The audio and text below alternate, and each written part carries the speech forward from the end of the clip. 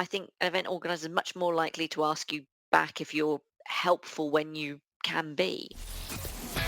It's the e-commerce master plan podcast. Here to help you solve your marketing problems and grow your e-commerce business. Cutting through the hype to bring you inspiration and advice from the e-commerce sector and beyond. Here's your host, Chloe Thomas. Hello and welcome. It's great to have you here. Thank you for hitting play and choosing to listen to one of our inspiring guests. In this episode, I get to catch up again with the brilliant Janis Thomas, who isn't a relation. Janis has been on the show before, episode 404, telling us about the e-commerce business she works for. But this time we're talking about something totally different. After listening to episode 473, where I was sharing my tips for making the most of attending e-commerce events, Janis emailed me to suggest a follow-up episode all about how to become a speaker at e-commerce events. It's one of the most frequent questions she gets asked by her mentees, so we're pretty confident a lot of you listening will be interested in this advice. How do you go about getting your first speaking gig? How do you go about becoming a better speaker? How do you go about building this as part of your career, as part of your business? That's what we're going to be discussing. So if you regularly look at the lineups of events and think, why aren't I on that stage? Then this is definitely for you. Keep listening. And if you're just curious about what goes on behind the scenes of those events and how people go about creating those presentations and everything else that goes on, we're sharing a lot of the behind the scenes stuff in this. So you're going to love this one as well. Please listen right to the end so you don't miss out on my guest's insider top tips, because she's talking both e-commerce and speaking in that, and also my own take on this episode. If your tech stack is becoming a bottleneck to growth, it's time to replatform, and you should check out Shopline. Shopline is the modern commerce platform that's disrupting Europe as one of Asia's leading e-commerce platforms. Whether your bottleneck is setting up more sales channels like social commerce or expanding to new markets globally, Shopline takes care of everything from store setups, checkouts and payments to logistics and more. With single-click migration and out-of-the-box tools, they're there to help. The best part about it, you don't need to pay until your site is live. Here in the UK, they power brands like In The Style and Everything £5, whilst in Asia, they're the platform of choice for huge brands like Lego and Muji. If you want to scale, it's time to book your free trial or have a chat with one of the Shopline team. Find out what Shopline could do for you via ecmp.info/Shopline. That's ecmp.info/SHOPLINE. We're counting down the weeks until we release episode 500. Yeah, the big 500 is coming, and it is so mad to reach that milestone with this little podcast I started back in 2015. Well, as part of that release, we are going to be releasing other content too. So there will be the episode, which will be awesome. There's going to be an ebook, and there's much, much more coming down the line to help us celebrate it. All that content is going to be even more useful and helpful than what we give you every week already. Plus, there's also the opportunity for you to be a part of episode 500. Yes, you can be a part of it. So find out how to get involved at ecmp.info/500. That's ECMP, short for e-commerce master plan, but of course it is. ecmp.info/500 to be part of our episode 500 celebrations. Please come and join me in celebrating this milestone. And now to introduce our special guest. Janis Thomas is the Managing Director at Look Fabulous Forever, the innovative cosmetics and skincare brand designed to meet the needs of older women. They're a D2C brand in the UK, selling globally to a customer base that's often ignored by the D2C world, who they're serving via a Magento site. Founded in 2013, Janis has been driving the growth strategy for just over 4 years, and they're currently doing millions a year and working towards the double-figure millions target. Hello, Janis. Hello, Chloe. Thank you for having me. Always lovely to have you on the podcast. I can't believe it's been 2 years since you've last been on, so you're definitely overdue a visit. So thanks so much for suggesting this topic. But before we get into our topic, congratulations, because since we last spoke on the podcast, you've been promoted to managing director, so you've taken over, and Look Fabulous Forever have acquired their manufacturing partner. So how have the last 2 years been? Yeah, I think it's fair to say they've been busy, so that's good. But yeah, it's been really exciting, and I think for me, it's really exciting to come from that e-com technology marketing background and go into the big running the company job and less from that traditional kind of finance or operations that you usually see. So yeah, it's really exciting, and it's great to be manufacturing in the UK, particularly as you are always so concerned about, kind of carbon issues, and so the not shipping from abroad is a really key part of that for us. I say, when I saw that announcement, I was like, that is a clever move. But gosh, that's a lot of work. So, yeah, I could totally see, though, how it would strategically fit with the business and taking control of such an important part. Love it. Very, very cool. Well, look, I could waffle on about that, but we're here to talk about just how does one get onto the stages and do a great event speaking at events. So where does one start? If we think about one of your mentees who's going, I could be great on that stage. How do I get there? Where do you advise them to start? Yeah, so I think it even starts before then, and I think more people should be thinking about putting their hands up for events. And it's funny, when I talk to a lot of people, they say, "Oh, I'm not good at public speaking."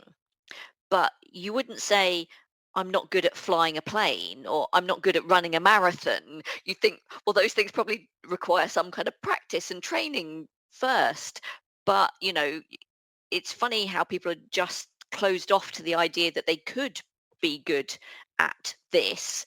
And I think even the really, really fantastic speakers I know, they weren't born to it and suddenly they could stand up on a stage and give, a perfect, 1 hour talk without notes and, with amazingly engaging.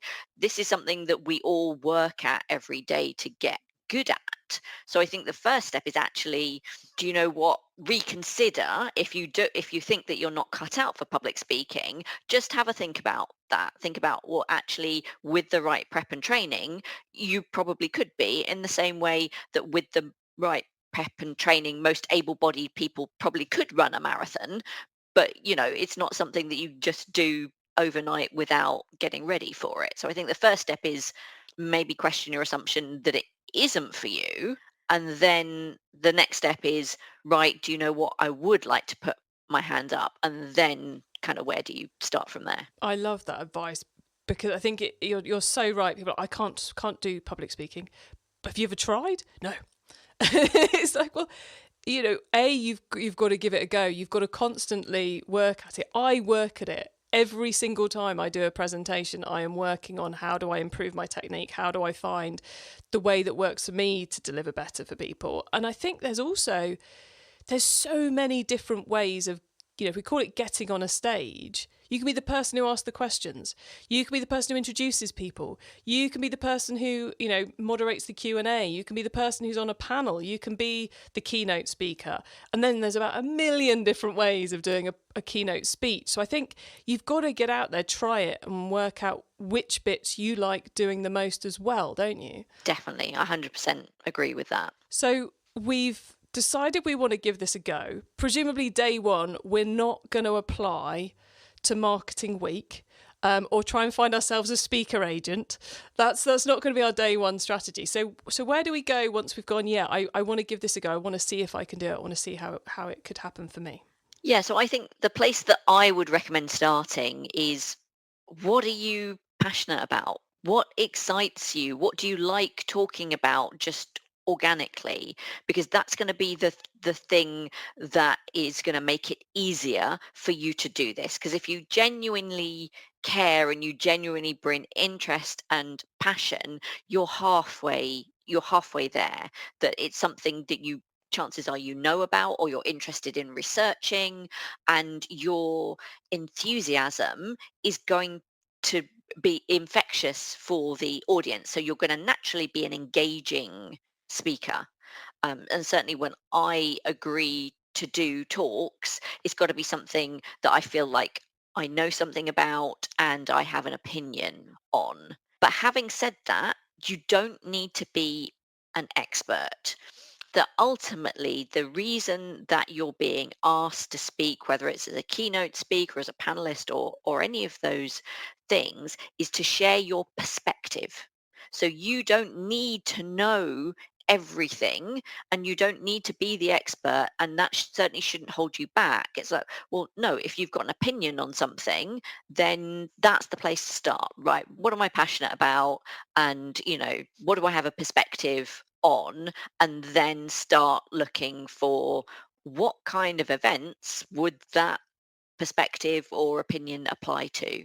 So when I kind of worked out what I wanted to talk about, started talking about things I was passionate about, I started and kind of cut my teeth at local networking events and smaller things, in-house presentations, to other members of the team, to clients, that sort of thing, depending on which job I was doing. And I didn't go, straight to big stages. But I do these days come across a lot of people who, their very first event is in front of 200, 300 people at a big event. So do you advise your mentees to start small and to do some kind of like training ones, I suppose, or to go big from day one? I generally, particularly with my mentees, I tend to say, look, do a panel first. A panel is really nice and straightforward. That at a good event, you'll meet the other panelists in advance. You'll discuss the questions, all of those things. So you'll be ready.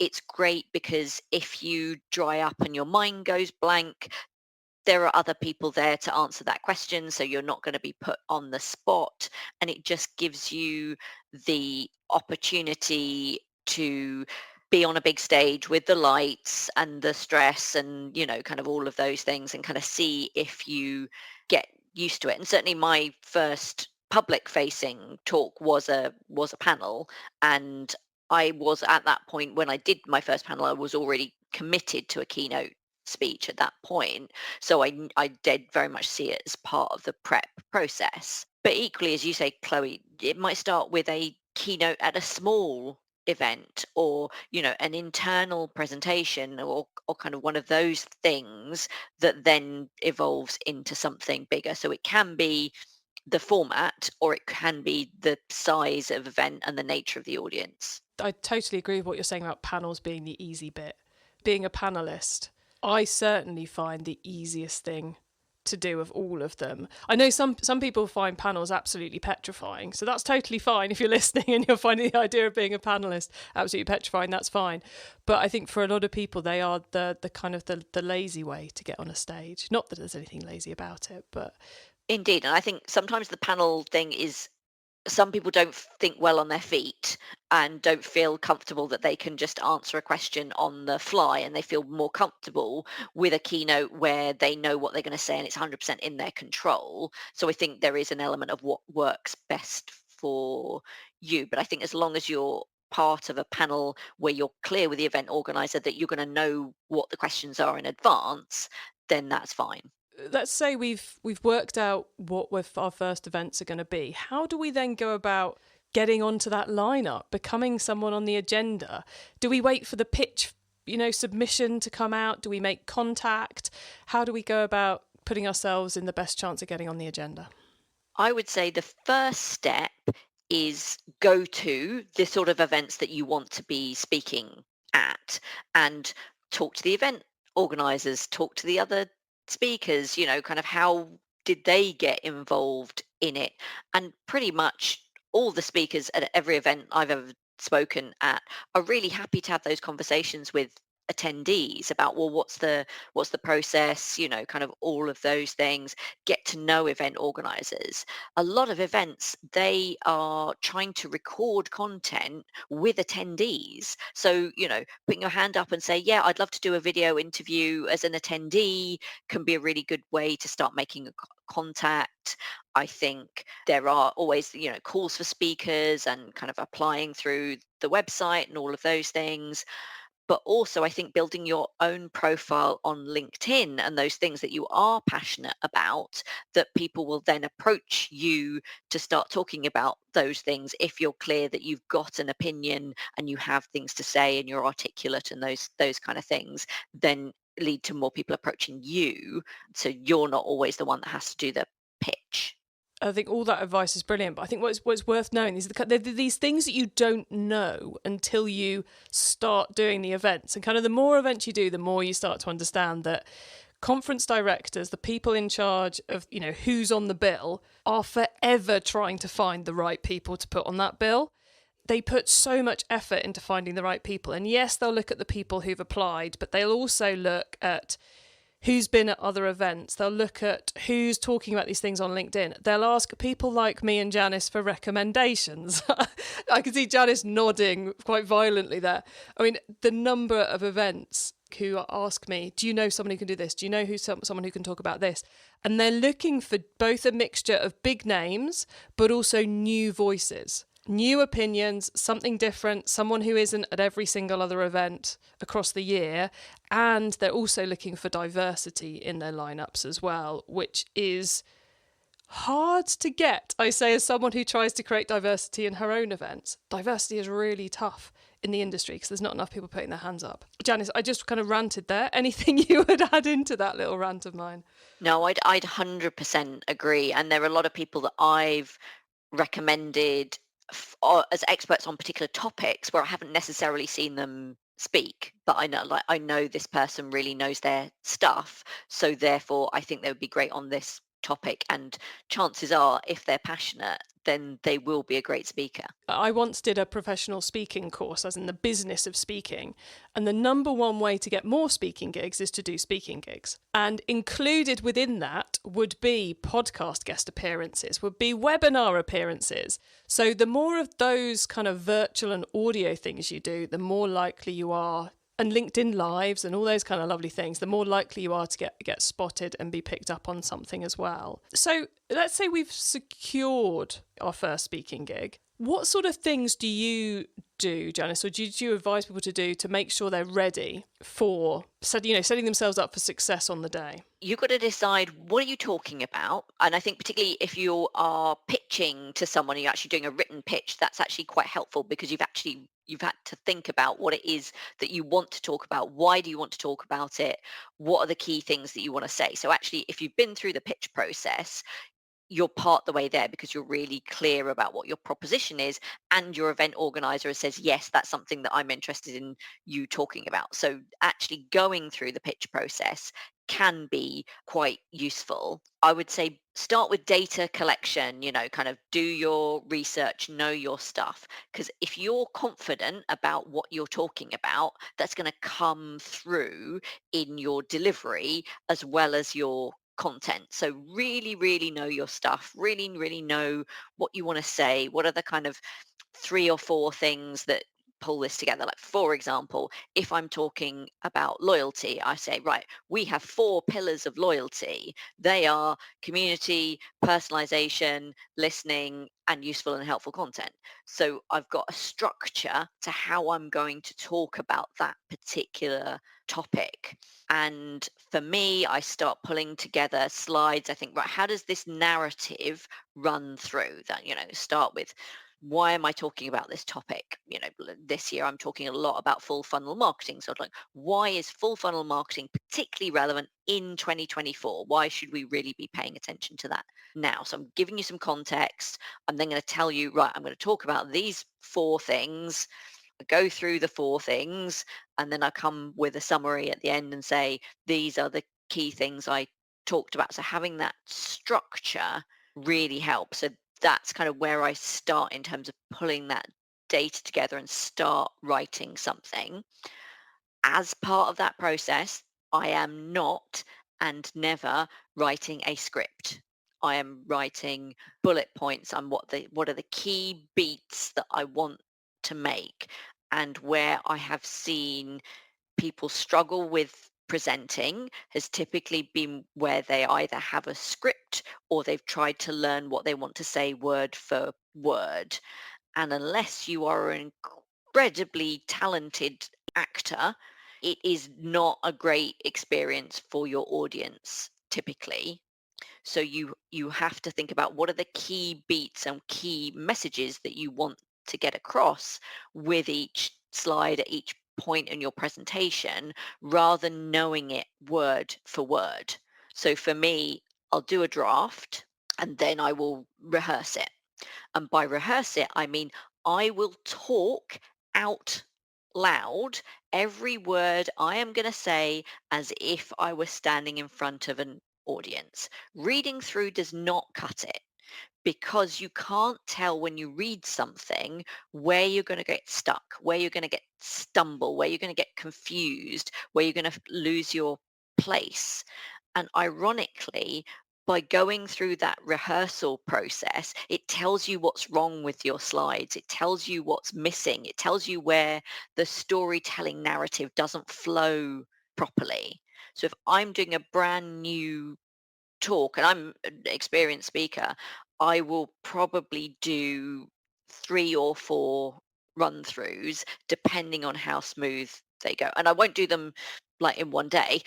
I will spread them over time. I'll do a run through, I'll then do my corrections, and then I'll come back probably a week later where it's not completely fresh in my mind, to then do another run through. I'm checking, am I hitting the right time, and all of those things. So it's an iterative process. And I think it's also worth saying that generally if I'm doing a new presentation from scratch, my first run through will be rubbish. I heard Simon Sinek talk recently, and he wasn't talking about presenting specifically, but the analogy he used I found really helpful. It's like making pancakes. Like the first pancake you make is a bit rubbish and you're like, "Oh no, I'll eat that one. I'm not gonna show that to anyone else." So you go through this process of working out, the consistency of the batter and the temperature and all of those things. And you make some quite rubbish pancakes before you make a good one, which I think is also a really important point. Don't compare your first pancake to somebody who's been making them every day for years. Yeah, I think that is such good advice. I love the pancake analogy. And I think the don't do all your prep in one day as well. For me, it has to be I work on it, I sleep on it, I work on it, I sleep on it, I work on it, I sleep on it. Interestingly, for me, doing a spoken rehearsal doesn't cut it because I get bored. If I do it too many times aloud, I would get bored. I had the same problem with exam questions. Long, boring story about nearly failing my degree. But the sorry, Janis looked so interesting. We're clearly talking about that post podcast. Sorry, everybody. But I can't do the kind of like the full on stand up rehearsal. Maybe I should. Maybe I'll be better for it. But I find it a bit dull. So, but I will have, by the time my slides are finalised, I will probably go through them maybe 5 or 6 times, building my cue cards, running the story in my head. I think of it as a story arc to hit the right beats on the story arc. I will run that maybe 5 or 6 times. I will spend at least 2 hours of my train journey to the event, because I usually spend at least 4 hours on a train to any event. It's logistics, it's not through choice. But I will spend at least 2 hours of that going through the deck. And by that point, the deck doesn't change. The slide deck is the same. I'm just perfecting what notes I want to hit and those bits, but just in a slightly different way to Janis's. But I think is one of the key things is you have to find the method that works for you, which comes back to Janis's earlier point about, you're not going to be perfect on day one. You find those beats, you find that way that works for you. Janis, I ask the organisers a whole pile of questions before I start my slide deck. Things like, how long have I got? Is Q&A included, not included? Am I being introduced? Where is my session in the day? Is it after a break, before a break? Do you want me to be able to do this quicker or longer to fill time if you need me to? What's the tech setup? A lot of that's about making me feel comfortable and making sure I'm doing a good job for them. But another question I ask them is, what do you want the audience to leave the event thinking? Because I feel like I have 3 kind of stakeholders when I'm giving a presentation. One is myself. I don't want to let myself down. I want to meet my objectives, which usually my objectives are making the event organiser happy, because I do this for a living, to be honest. I'm not trying to get leads. It's generally making the event organizer happy or inspiring people to listen to the podcast. Then my second stakeholder is the event organizer, because they've put all those people in the room and my job is to make them look good. So I want to know what they want to happen.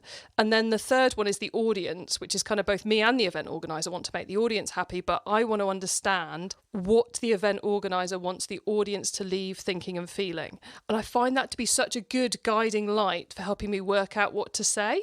You know, do they want to leave with lots of tactical stuff? Do they want to leave inspired? Do they want to leave thinking about retention or acquisition or something else? I mean, and I have to say, I ask a lot of questions and I've never had anyone refuse to give me the answers. They might come back in a different format. Do you ask many questions in advance? Because a lot of them, you know, give you pretty good briefings anyway. What's your approach to that, Janis? I'm generally will agree what I'm talking about, which potentially covers off some of those things. But apart from that, I only generally want to know how long is it and does that include Q&A or not. But then I think I come from a particular perspective. I'm always going to be a retailer. You're going to have asked me to talk about whether it's loyalty or personalization or the value of older consumers in society or whatever it is. It comes from me. Yeah. When you're a retailer representing a company, there is quite a lot that's implicit in what you're talking about, as opposed to when you're someone like me who is sharing opinions, I suppose, isn't it?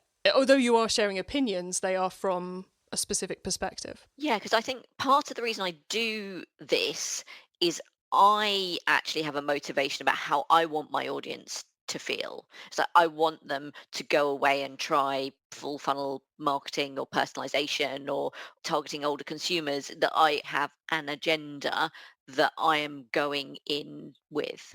And I suspect, actually, for some people, their agenda is more important than the event's agenda, which when you're a retailer, that's probably why you've been asked, is because your agenda naturally fits. So it's the nuances are quite interesting, but I think it's interesting how we all approach it differently, which is an example of why you have to find the right way that works for you. Anything else you do before the day itself to set yourself up well? Logistics, like work out how are you going to get there, what time do they want you on site, that kind of stuff.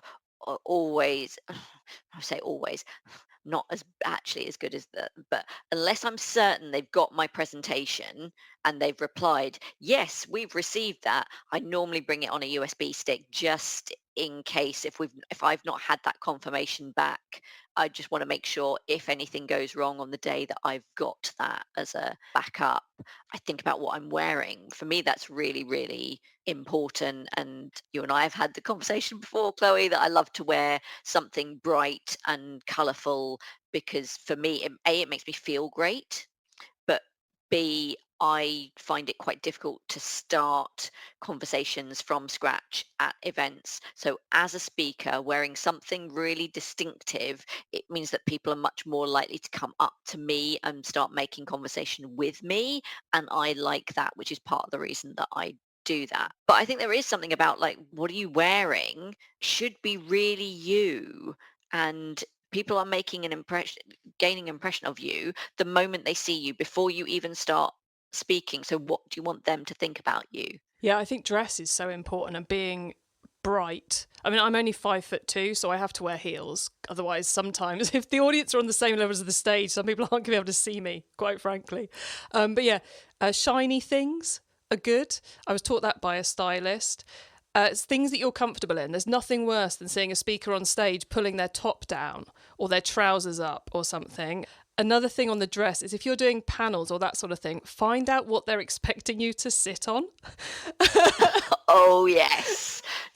I'm sorry, but don't wear a short skirt when I'm on a panel ever. Yeah, be prepared to be how you're going to be sitting. If you're going to be sitting and the stomach is a bit like mine, you've got the old Menno belly on the go, don't wear the skin type because it's not going to look good in a chair. And you may see those images going around LinkedIn for a long time, but think through something that's comfortable, that looks good, that's easy to wear. Bring that with you. I regularly have a spare top with me, just in case. I haven't got as nervous as bringing a spare pair of jeans, but I do generally have a spare t-shirt with me or a spare top. I've been known to change into presenting mode halfway through an event as well, but I'm possibly getting a little bit kind of expert level here. So I'll pause at that point. But yeah, bring what you need to bring on the day to make you feel good. Organise that logistical part of it. Then on the day itself, Janis, what's your process? And I've been doing this for a long time and I do a lot. So I'm normally quite relaxed on the day, that because I've done everything in advance, I want to check in with the event organizer. I normally just make sure there's nothing that I need to know, the time hasn't changed or anything like that, kind of particularly I've got quite a few event organizers that I've known for a long time and have a good relationship with, who've sometimes said to me, oh, actually, would you be able to step in at the last minute on a panel because I've had someone drop out? And I always say yes if I can, if it's relevant, because I'm there anyway. And I think an event organizer is much more likely to ask you back if you're helpful when you can be. Oh, definitely. You want to be a little bit memorable to them if you want to get booked again. You want to go, and tell them the second you arrive that you're there so they can tick you off and they go, that person's in the building. Always brilliant. Generally, I like to be at a whole event. Even if I'm only doing a session last thing in the afternoon, I like to be there for the whole day so I can feel the vibe. I feel like that makes me more comfortable. It also means I've seen multiple people get on that stage and leave that stage. So I know how the whole thing is functioning. So I'll make sure I see a session on whatever stage I'm going to be on. I will try and go and see the tech guys, because you want them to be your friends. I'll go and see the tech guys early on in a break and just check the seat if there's a seat involved, work out how the layout's going to be, work out what sort of mic I'm going to be dealing with. And actually on the clothing front, if you're wearing a lapel mic or there's wires, wear something that works with, because that's one which can be a bit complicated. So trousers are good on that front. It's kind of like make yourself feel comfortable, enjoy the day, be nice to the conference organizer, and then I'll usually ferret myself away like 30 minutes before my session and get in the zone. I find, going straight from networking to 30 seconds later on stage doesn't really work for me. How about you, Janis? Oh no, I don't want to think about it too much beforehand. So actually, I, Oh, I, okay. I try to be in another session until they actually need me, because otherwise I overthink it and I might get anxious. So actually, I want to be in somebody else's session, kind of listening at the back while they're getting me mic'd up. Because I normally wear a dress, I prefer to hold the pack for a lapel mic that I often don't have a belt or, pockets or anything. So I'm all set, being like, no, no, I'm happy to hold it, those kind of things. And before I did speaking, I actually did quite a lot of research into like how to do it well. And one of the things that I found useful that I'm quite careful about is that you shouldn't have hot or cold drinks immediately before when you speak, because it affects your vocal cords. So actually the best thing you can possibly drink is room temperature water. So I try to make sure there is water and it's not just out of the fridge. And cheese and spicy foods on that topic are also not so great for the vocal cords if you don't want to sound unclear as you go through. We've covered a lot, Janis. What have we missed that we should be? Because I know you've done a load of prep for this, so I don't want to leave anything on your notes list and not on the show. Questions, that's the thing that we should definitely talk about. Yes. Okay, so Q&A's almost always part of a presentation. How do you, and I know a lot of people are kind of like, oh God, because they're going to the audience, anything could be asked. What's your advice on handling that? My advice is whatever happens, you will be fine, I promise you. So the very first panel I did, the first question from the audience was from someone who shall may remain nameless, who's a minor celebrity in my youth. And this person asked me, I was working for Birchbox at the time, and she asked me, on average, how many boxes do subscribers stay for? And I said, I'm really sorry, that's commercially sensitive. I can't share that. And she would not let it go. And eventually the event organizer had to cut her off. So this was like my first ever question at my first ever panel, and it was just about as bad as you can possibly get. So I think it's fine to say, I don't know. That's not my area of expertise. That's confidential. Or even I'll find out and come back to you.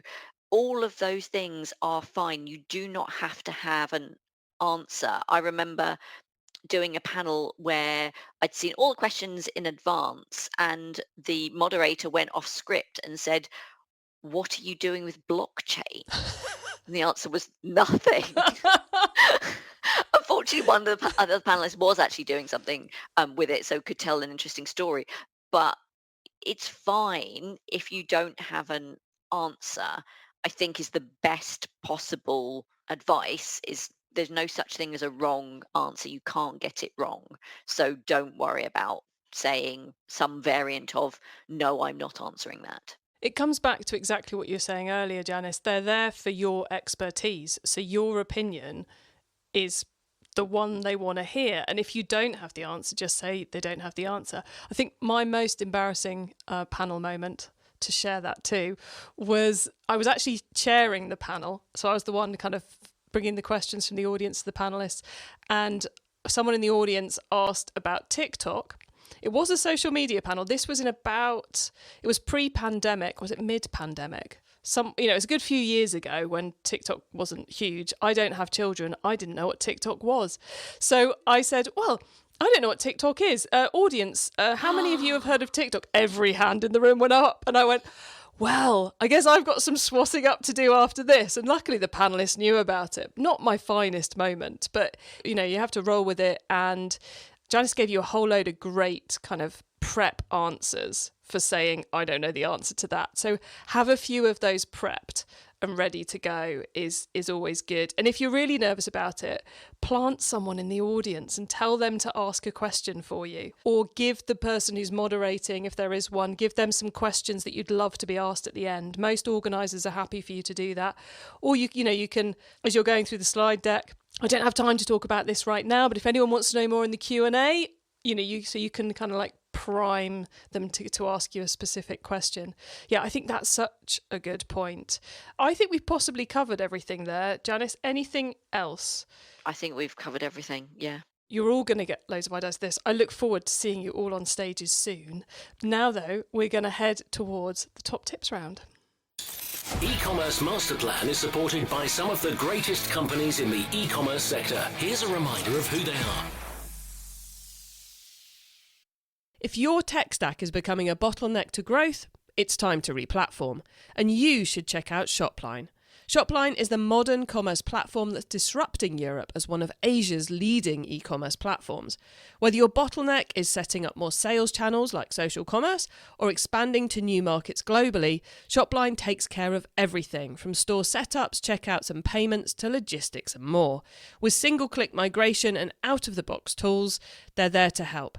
The best part about it, you don't need to pay until your site is live. Here in the UK, they power brands like In The Style and Everything £5, whilst in Asia, they're the platform of choice for huge brands like Lego and Muji.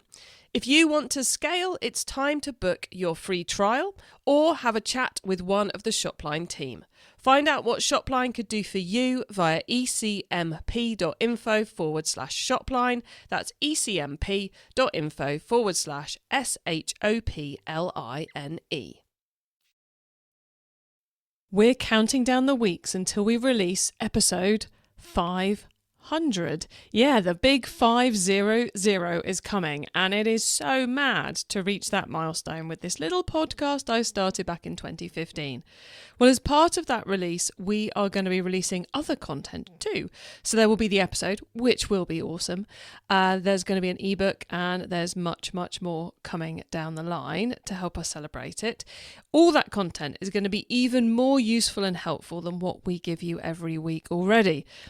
Plus, There's also the opportunity for you to be a part of episode 500. Yes, you can be a part of it. So find out how to get involved at ecmp.info/500. That's ECMP, short for e-commerce master plan, but of course it is. ecmp.info/500 to be part of our episode 500 celebrations. Please come and join me in celebrating this milestone.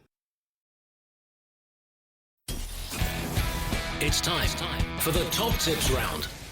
I love this section because it gives me and our listeners some really quick ideas for taking our businesses to the next level. Janice, are you ready for the top tips? I am. Okay, the book top tip. If everyone listening to this podcast agreed to take Friday off to read a book to make their business better, which book would you recommend?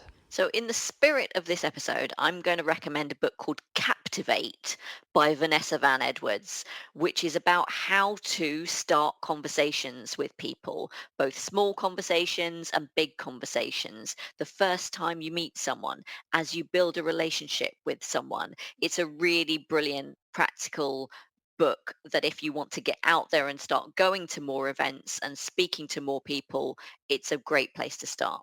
Oh, love that recommendation. Okay, traffic top tip. Which marketing method do you either prize above all others or think doesn't get the press it deserves? I think right now it's got to be about full funnel marketing, that with cookies going away, with the change in the Meta and Google algorithms, with all of the landscape now, you've got to think about the customer's whole journey to purchase and building a relationship with them, building awareness before you convert, and looking at that whole full funnel right now. I think the brands that are doing really well right now are really nailing that full funnel approach. We call it going back to basics. We call it better marketing. It's full funnel, everybody. Get the message right, be consistent, talk to the right people, attract them in. Love that advice. Thank you, Janis. Tool top tip, maybe a collaboration tool, a social media plugin, a phone app, or just a way of working. Is there a cool little tool you use that makes you and your team more efficient from day to day? Definitely. So for me, it would be LinkedIn Learning. And particularly when I was starting doing talking, there's so many fantastic videos from really practical advice, fantastic speakers, so many tips. And, it's not very much. I think it's about £30 a month. You can watch unlimited videos. So I would say LinkedIn Learning is a fantastic resource if you're looking to do more speaking. And to be honest, for your personal development, generally, it's a brilliant resource. Love that. I'd never dived into it. Keep seeing it there, never dived in. So there's a top recommendation. Carbon top tip. What's your favourite way to reduce the carbon footprint of an e-commerce store? I would say the question is, do you really need your customer to return something to you, or can you ask them to keep it or pass it on to a friend? That obviously that doesn't work if you're in an industry where you've got a 40% returns rate. But if you've got a low returns rate, what's the cost and implication of having those goods returned versus the goodwill of saying just keep it? Yeah, I think the it must come back to the warehouse is not necessarily a hill to die on from a cost perspective, let alone a carbon perspective. Love that advice. Thank you, Janis. Now, before we say goodbye, could you please let the listeners know where they can find you and your business on the web and social media? We're lookfabulousforever.com, and you can find Trisha Cusden, our founder, on YouTube. Brilliant. Janis, thank you so much for being on the e-commerce masterplan podcast. It's been brilliant chatting to you about event strategy. I've learned stuff. I'm sure the audience has too. So thanks so much for being here. Thank you for having me, Chloe. So quite an interesting light shed behind the world of speaking there for all of you. Hopefully you found that quite fascinating and learned a lot. I learned quite a lot from Janis's process. There's a few things I'll be incorporating into what I do now. And I hope that's given you an idea of how to go about getting those first speaking gigs. I guess for me, the two biggest things are it's a skill that you work through. And as you can see, we both perfected it in different ways and in different angles in terms of how we do it. So don't expect to be brilliant on day one. There's loads of opportunity out there. And don't just work at getting better, but work at working out how it works for you, how you can do what you want to achieve with your speaking activity, whatever your objectives may be. You can get your hands on our notes from this episode, including those top tips and links to what we mentioned by heading over to ecommercemasterplan.com/podcast, or use our direct episode short links. Just put ecmp.info/the number of this episode into the URL bar and you'll be redirected straight to the right episode page. When you add yourself to our website, please do add yourself to our email list so you don't miss out on any of the other things I share to help you improve your business. And if you liked this episode, then why not find out a bit more about events and how to go about attending events in episode 473, which I did earlier this year, all about how to make the most of events when you're an attendee.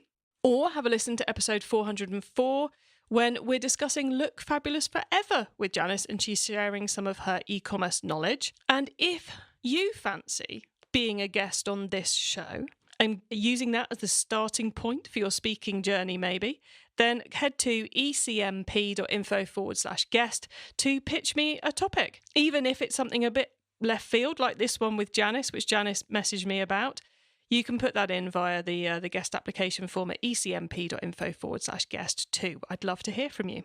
Thank you all for tuning into this and every episode that you do of the E-commerce Masterplan podcast. I bring you a new interview every week because I want to inspire and help e-commerce business owners like you to succeed and thrive with your businesses, including progressing along the path to net zero. So if you know someone this show can help, please tell them to listen to the E-commerce Masterplan podcast. I hope you have a great week and don't forget to keep optimizing. Thank you for listening to the E-commerce Masterplan podcast. Find out more at ecommercemasterplan.com/podcast.